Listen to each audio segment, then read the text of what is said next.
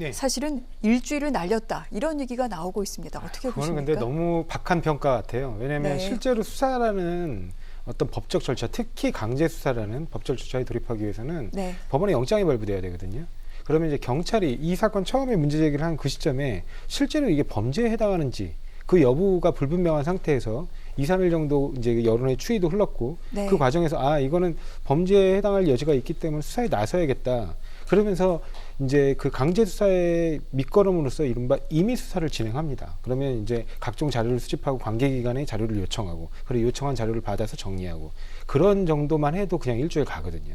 그렇게 준비하고 네. 이제 영장 청구를 했기 때문에 그래서 영장까지 발부받아서 영장의 집행에까지 나선 거 아닙니까? 그러면 과거 어느 사례를 비교해 보더라도 나름 신속하게 움직인 것이고요. 그 다음에 그 앞서서 이제 그와 별도로 그 이제 경찰 단계에서 수사에까지 나아가지는 못하지만 이제 그 조사의 필요성이 있다거나 네. 아니면 앞으로 경찰의 강제 수사에 협조하기 위해서 이제 다량의 데이터들을 잘 정리해서 제공할 필요도 있지 않습니까? 왜냐하면 정부 부처 간에 꼭 압수수색을 해서 가져와야만 되는 것이 아니라 그러니까 필요한 경우라면 정부 부처에서도 협조를 통해서 네. 이렇게 투기 세력들을 발본색원해야 되기 때문에 그런 부분에서 잘 자료를 정리해서 이제 협조할 필요성이 있어서 총리실 산하에서는 의혹이 제기된 3, 4일 뒤인가요? 바로 이제 네. 총리 산하의 조사단을 설치를 해서 지금 전면 조사에 나서고 있기 때문에 그런 부분들이 각 정보부처가 유기적으로 협조를 해서 이번 기회에는 좀 이런 문제에 대해서 더 이상 반복되지 않고 공직자들이 경각심을 가질 수 있도록 좀 뿌리 뽑았으면 좋겠습니다. 그렇군요. 자, 방금 말씀하신 내용, 지금 총리실 산하 이 합동조사본부에서 국토부와 LH 전 직원을 대상으로 조사를 벌이고 있습니다. 투기 의혹이 있는지 이 부분에 관련해 이제 모레 자세한 내용을 1차 조사 결과 발표하겠다 이렇게 지금 예정이 되어 있는데 일단 대상은 이 여기에 근무하고 있는 직원 본인과 아마 직계 가족 등등이 되는 것 같습니다. 그런데 또 벌써부터 여러 얘기가 나옵니다. 인원이 많으면 많은 대로 또 없으면 없는 대로 논란이 일 수 있다 이렇게 얘기하고 있는데 신뢰 얻을 수 있을까요, 변호사님? 예, 일단은 적고 많고의 문제라기보단 실제로 얼마나, 그러니까 이미 드러난 거는 당연히 철저하게 수사해야 되고, 네. 그 외에도 지금 얘기가 나오는 것들이 있거든요. 뭐 어떤 딩기부를 열어봤더니 LH 직원 이름이, 근데 그 이름이 실제로 그 LH에 근무하는지는 모르지만 동명이인일 수도 있으니까요. 네. 쏟아진다고 하기 때문에 지금 현재 제보된 한 10여 명 정도 외에 얼마나 많은 인원들이 지금 나오게 될지 그걸 좀 지켜봐야 될 것 같습니다. 근데 말씀하신 대로 많으면 많은 대로 적으면 적은 대로 논란이 있을 수는 있겠죠. 근데 그 이후에 강제 수사 절차를 통해서 또 그다음에 자금 흐름 이런 것들을 중심으로 이제 계속해서 수사는 이어질 거기 때문에 그 과정에서 대상자들은 굉장히 늘어날 것으로는 보입니다. 그래서 그 진행 경과까지 같이 한번 살펴볼 필요가 있습니다. 네. 그런데 제가 방금 말씀드렸죠. 지금 조사를 하고 있는 대상은 직원 본인 그리고 직계 존속까지입니다. 그런데 아시겠지만 본인도 그렇고요. 아울러 직계 존속도 그렇고요. 본인들이 이 어떤 그 정보 공개에 동의를 해야지만 조사를 할 수 있다. 지금 얘기가 나오고 있고 일부 직원들 같은 경우에는 이 어떤 그 정보 공개에 동의하지 않은 경우도 있다. 이런 보도도 나오고 있습니다. 뿐만 아니라 이번에 사실은 아직까지 드러나진 않았습니다만 직원 본인과 배우자뿐 아니라 아는 지인이라던가 특히 형제 자매, 친인척 같은 경우에도 이름을 빌려서 투기한 경우 이런 경우에는 이 사람들의 정보 공개에 대해서 협조를 요청하다가 시간이 다 갈 수 있다. 이런 얘기까지 나오고 있습니다. 이 부분 변호사님 어떻게 해야 됩니까? 그렇습니다. 오늘 그 한 언론에 그 검찰 수사관으로 보이는 분이 올린 글이 화제입니다. 네. 그 제목이 뭐냐면은 이번 LH 수사 망했어. 전수조사 해봤자 피라미밖에 못 잡아. 이런 내용입니다. 망했다고요? 네. 벌써요? 왜냐하면은 네. 결국 이번 수사는 권력형 비리에 대한 수사일 가능성이 매우 큽니다. 일반적인 어떤 기업의 수사가 아니고 국가기관이 가진 정보, 그것을 외부적으로 유출해서 그것을 개인적으로 치부했다라는 네. 것인데 하나를 봤을 때는 그것을 이제 개인적으로 어떤 부동산 투기를 했을 가능성이 있고 나아가 기존의 어떤 그 1, 2기 그 신도시 정보 유출 투기 사건을 보면은 네. 그와 같은 내부 정보를 외부에 유출하고 뇌물을 받은 그런 케이스가 있습니다. 그렇기 때문에 이번 사건은 단순한 일반적인 사건이라기보다는 특수수사, 지금까지 얘기했던 그 검찰의 특수수사의 대표적인 케이스에 해당할 수가 있는 것이고 그러다 보니까 1기, 2기 신도시에서의 수사 주체 또한 검찰이 이것을 해가면서 이 관련되는 기관, 특히 경찰에서의 어떤 수사 협조 이런 것을 받아서 나름대로 성과를 낸 것으로 알고 있는데요. 네. 수사의 가장 핵심이 뭐죠? 신속성과 효율성입니다. 아까 그 조 변호사님 같은 경우에는 뭐 일주일 이거 뭐 별거 아니다 하는데 과연 별거가 아닐까요? 예를 들어서 지난번에 이제 월성 그 고립 월성 그 원전 네. 그 경제성 평가 관련해 가지고 그 다음 날 어떻게 보면 그 감사원의 조사가 있게 하니까 그 전날 밤에 들어가 가지고 444개나 되는 파일을 삭제했던 그런 어이없던 사건이 일어났습니다. 결국 그 벌써 이 문제가 된 것이 일주일 전인데, 그렇다고 하면은 지금 9,000명 정도에 되는 그 LH 이 직원 중에 관련되는 사람들은 관련되는 디지털 증거라든가 자기 휴대폰 이런 부분을 없앴을 가능성이 매우 높다라고 보는 것이 합당하겠죠. 그렇기 때문에 법조인들 같은 경우에는 네. 이와 같이 그 수사로 바로 들어가지 않고 합동 조사를 하고 그 결과를 받아서 국가수사본부에서 수사를 하는 것은 결국 증거인멸에 시간만 주고 결국 남았는 잔챙이만 잡으려고 하는 것이 아니냐. 결국 몸통은 놔두고 잔챙이만 해서 꼬리 자르기로 하려고 하는 것이 아닌가 하는 그런 우려가 상당히 큰데요. 다만 저도 개인적으로 경찰의 수사 능력은 굉장히 높이 평가를 합니다. 네. 아마 오늘도 보니까 앵커께서 말씀하신 것처럼 지금 그 진주에 있는 LH공사 본사에 대한 압수수색을 전격 시행하고 있다라는 얘기는 들었습니다만, 그럼에도 불구하고 그 방법과 이 절차가 상당히 느리다라는 것에서 상당히 의미가 있는 그 걱정이 되는 부분이 적지 않은데요. 말씀드렸듯이 조사를 한다고 자백하라고 이렇게 공분이 있는데 나 스스로 자백할 사람이 있겠습니까? 결국 끝까지 이 변호사를 선임해가지고 죄를 부인하고 하는 과정 속에서 많은 실체적 진실은 가려질 수밖에 없다는 그런 우려가 국민들이 오히려 공분을 일으키는 그런 부분이 아닌가 생각합니다. 네. 제가 한 말씀 드리고 싶은 게, 그 정부에서 경찰이나 검찰에서 수사 준비하거나 수사를 하라는 걸 이렇게 중지시키고, 예를 들면 총리실에서 조사하는 거를 우선했다고 하면 저 말씀이 맞으세요. 근데 그렇게 한 적이 없습니다. 수사는 수사대로 가는 것이고, 네. 조사는 조사대로. 왜냐하면 그러니까 저 영장 단계에서 영장으로 하려면 법원을 설득해야 되거든요. 영장이 발부돼야 됩니다. 근데 갈수록 그 영장의 범위, 그러니까 어느 정도까지 영장으로 그 강제적으로 내주게 할 것이냐, 이런 범위가 갈수록 좁아지고 있기 때문에 정부는 정부 나름대로 부처 간 협조를 통해서 네. 임의로 많은 자료를 확보할 필요가 있어요. 그런 자료로 협조를 진행했던 것이고, 아까 말씀드렸듯이 일주일 정도는 경찰에서 강제 수사력이 필요한 최소한의 시간 정도입니다. 그 정도의 시간은 당연히 들어가거든요. 어디를 들어가도, 그거는 제가 최재형 변호사님께 여쭤봐도 마찬가지일 거예요. 실제로 영장을 준비하기 위한 단계에 굉장히 시간이 소모되고 많은 준비들이 필요합니다. 그리고 일주일 이내에 그렇게 본사에 대한 압수수색, 포괄적인 압수수색까지 진행했다는 건 경찰도 상당히 준비를 하고 나름 역량을 갖췄다고 봐야 돼요. 네. 그래서 그렇게 진행하는 겁니다. 제가 이게 만약에 권력형 비리라면 어차피 디지털 증거들은 전부 다 그 LH 본사에 남아있을 가능성이 높습니다. 근데 이게 직원들의 개개인의 어떤 사적 비리, 이런 거와 관련돼서는 물론 휴대폰 같은 것들을 임의로 지우거나 할 수 있을 수 있겠죠. 그렇지만 그런 부분도 지금은 다 디지털 흔적이 남습니다. 그러면 그 월성원전 사건에서 직원들이 처벌받았던 것처럼 이제 예를 들면 증거인멸이라든가 기타 뭐 그런 공적 문서를 자기 개인 컴퓨터에 보관하고 있었다면 그런 문서에 대한 공문서 파기, 기타 그런 혐의들로 다 또 처벌이 되기 때문에 함부로 지금 그렇게 움직일 수는 없는 단계고, 일주일 내로 그게 유기적으로 협조해서 진행할 수 있는 부분이 아닙니다. 그러니까 좀 지켜보실 필요가 있다고 봅니다. 알겠습니다. 자, 조사가 왜 이렇게 늦게 시작이 됐느냐, 이 부분을 어떻게 봐야 되는지 한번 짚어봤고요. 이번에는 이 조사 대상 기간을 둘러싸고 또 얘기가 나오고 있습니다. 일단 대상이 되는 직원만 해도요, 국토교통부 직원 4,500명, LH 직원 9,000명에 대해서 조사를 해서 그 결과를 모레 발표하게 되는데, 그런데 이것은 시작에 불과하다고 합니다. 그 규모가 상당히 늘어날 것이다라는 얘기가 나오고 있는데, 지금 화면에서 보였다시피 본인뿐만 아니라 직계 존속과 비속까지도 지금 이렇게 늘어나게 됩니다. 아울러 기간 또한 늘어나는데요.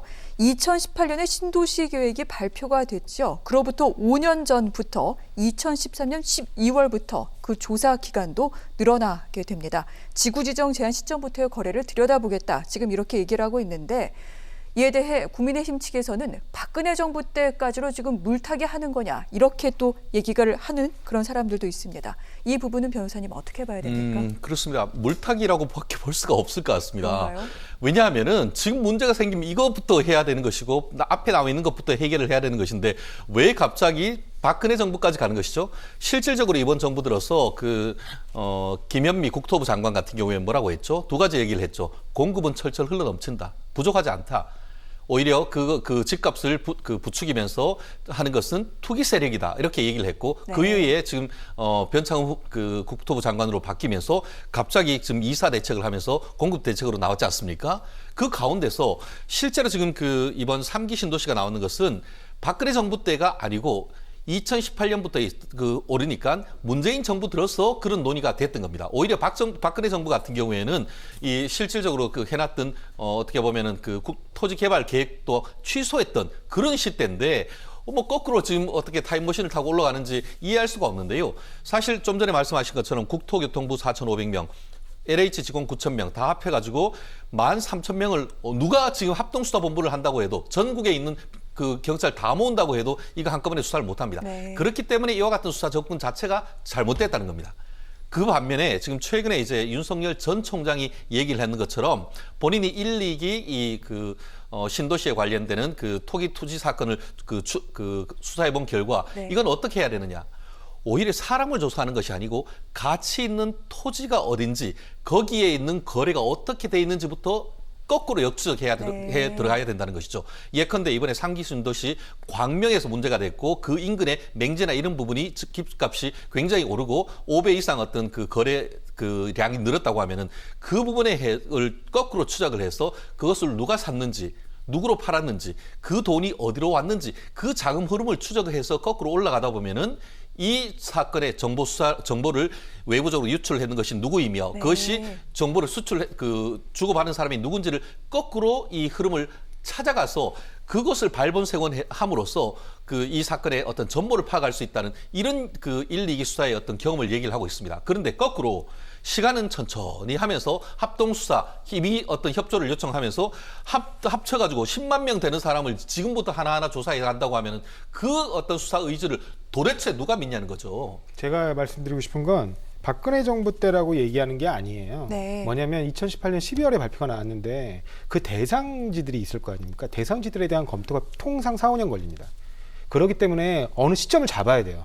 그러니까 이 대상지 검토에서부터 이른바 고급 정보들을 LH 직원들이나 아니면 국토부 공무원들이 취득하고 있는 거잖아요. 네. 그래서 그거를 이용해 가지고 이 대상지가 이 정도 범위라면 결국엔 여기 수준에서 결정된다고 볼 때 자기들이 가장 유력하다고 생각되는 토지에다가 투기를 할 수 있단 말이죠. 그래서 그때 그 시점부터 어떻게 토지 거래가 움직였는지를 확인할 필요가 있기 때문에 네. 그 대상 범위를 5년으로 잡은 겁니다. 박근혜 정부라고 잡은 게 아니고 발표 시점부터 5년인 것입니다. 그리고 실제로 보면 2016년에 취득분이 나와요. 이번에 한 10몇 명의 문제되는 사람들의 경우에도. 네. 그러니까 그런 부분 때문에 확인이 필요했던 것이고요. 또 윤석열 총장이 그 얘기를 하는데 그걸 바라보더라도 윤석열 총장이 시각이 얼마나 수사기관에 편협한 시각인지를 알 수 있어요. 왜냐하면 수사는 그렇게 하는 게 맞아요.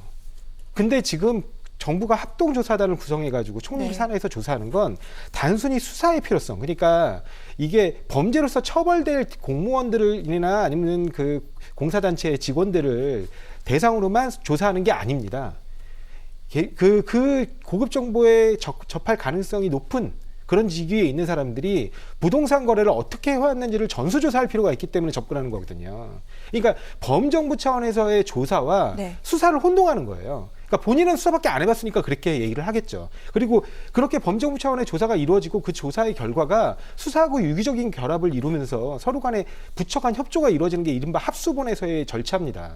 근데 합수본 내에서 수사에 네. 관련된 자료만 넘겨봤다 보니까 본인은 그렇게밖에 안 보이는지 모르겠는데 원래 그 정부에서는 공직기강 확립을 위해서 이런 일이 그러니까 공직의 어떤 비리나 비위 네. 기타 기강 문란들이 벌어지면 이렇게 전수조사를 합니다.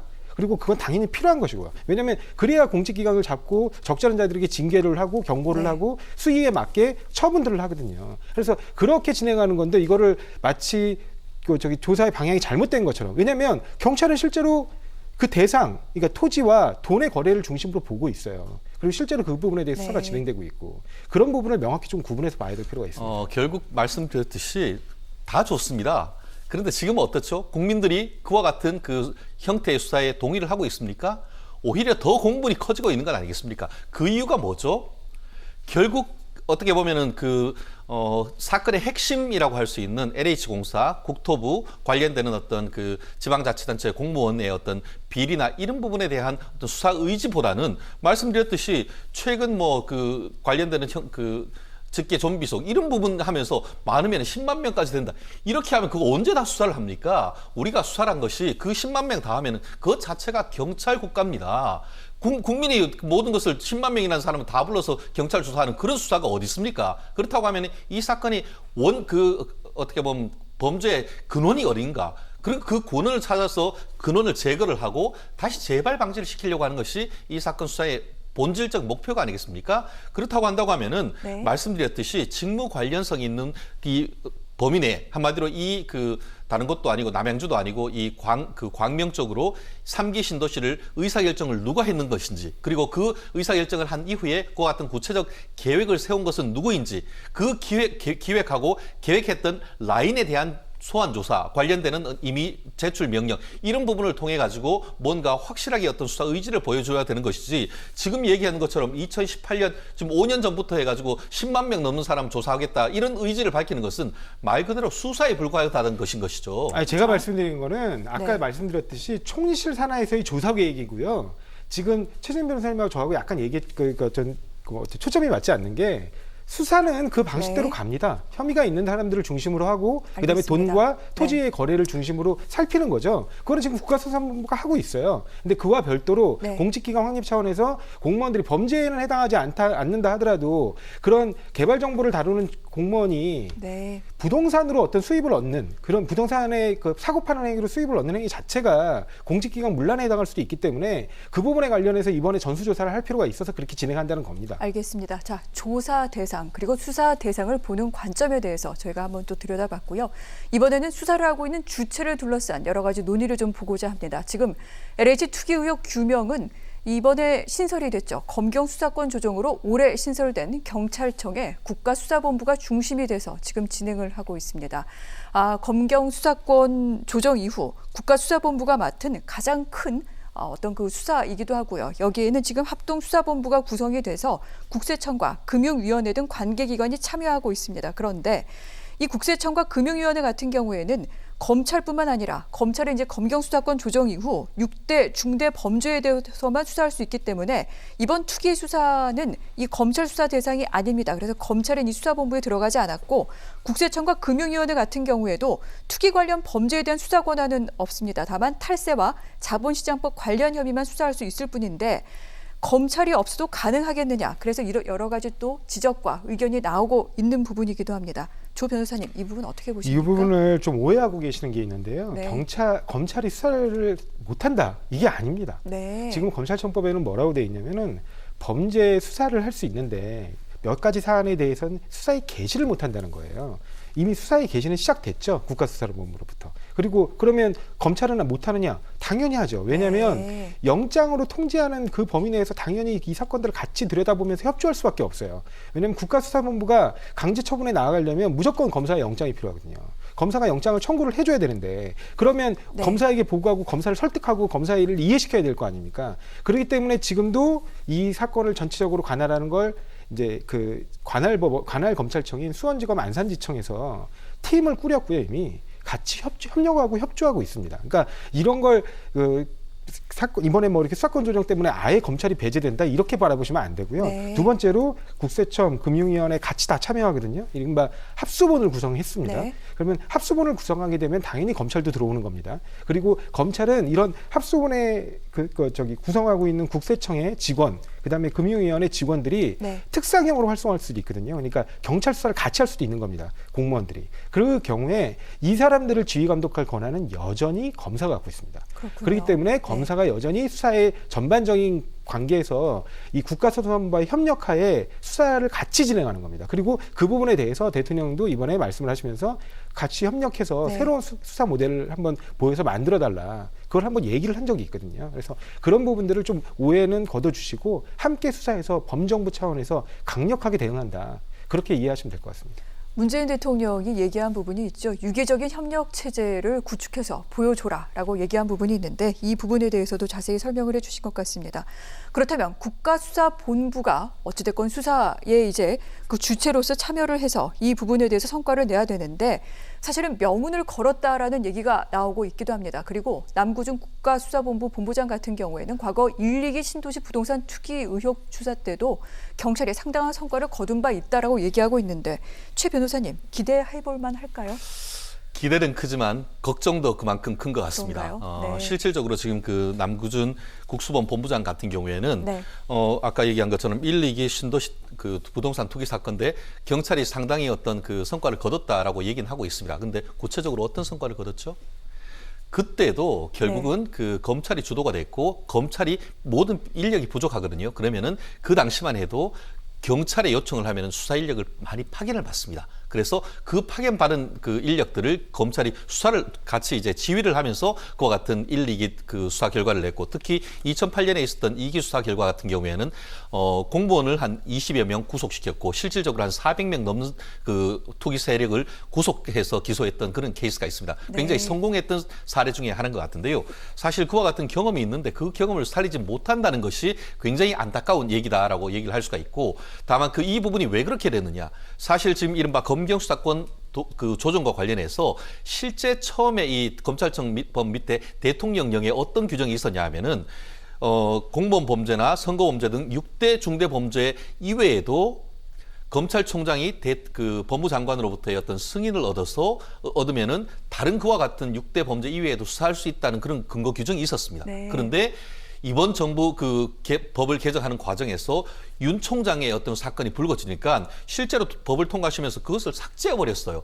만약 그 규정이 그대로 있었다고 하면은 이번 케이스 같은 경우에는 검찰이 신속하게 이 박범계 법무장관의 어떤 승인을 얻어서 이 수사본부를 꾸려서 했다고 하면은 굉장히 큰 어떤 보면 속도감 있고 효율적인 수사를 했을 거예요. 그런데 그와 같은 규정 자체를 아예 빼버리다 보니까 이런 일이 벌어졌는데 협력 좋습니다.